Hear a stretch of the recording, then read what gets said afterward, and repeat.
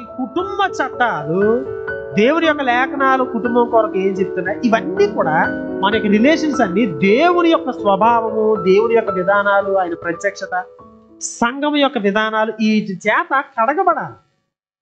మన కుటుంబం యొక్క రూల్స్ ఇవన్నీ కూడా కడగబడాలి. ఏ టైంకి నిద్రపోవాలి ఇంట్లో, ఏ టైంకి బో తినాలి, ఏ టైంకి ఏం చేయాలి, ఇవన్నీ దేని చేత ఉండాలంటే చర్చి యొక్క టైమింగ్స్ తగినట్టు కుటుంబం యొక్క భోజనము లేకపోతే పడుకోవడం ఇవన్నీ పునర్వ్యవస్థీకరింపబడాలి. ఎందుకు? ఇది మెయిన్. మన కుటుంబాన్ని నరిష్ చేసేది ఏది?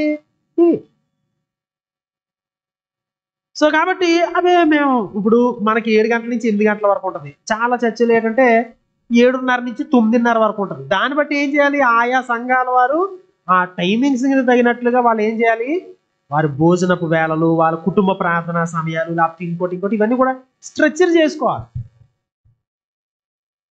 అలా లేదు అంటే మేము దీనికి కాకుండా వేరే వాటికి ప్రాధాన్యతనిస్తాం అంటే దానికి తగినట్లే నీ కుటుంబం యొక్క విలువలు కూడా, నీ యొక్క ఫ్యూచర్ కూడా, నీ జనరేషన్స్ కూడా నెక్స్ట్ ఎట్లా వెళ్తాయి అనేది వాటిని బట్టి ఉంటుంది. దేవుడు ఒక విధానం పెట్టాడు కేంద్రంలో ఇట్లా ఉండాలి అని. అది కాదు, నేను కొత్త రకం తయారు చేస్తానంటే ఏమవుతుంది? మంచిదే, దేవుడు ఏం కాదండు, నువ్వు తయారు చెయ్యి.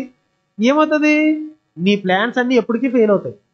ఎందుకంటే కుటుంబ వ్యవస్థను తయారు చేసింది దేవుడైనప్పుడు ఆయన ఎట్లా ప్లాన్ చేశాడో అట్లాగే ఇది చెయ్యాలి.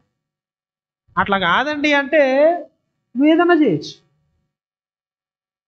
సో కాబట్టి దేవుని లేఖనానుసారంగా దేవుడు సహవాసం మన కుటుంబం మధ్యలో ఉండాలి, మనల్ని నడిపించాలి అనేటువంటి విషయాన్ని మనం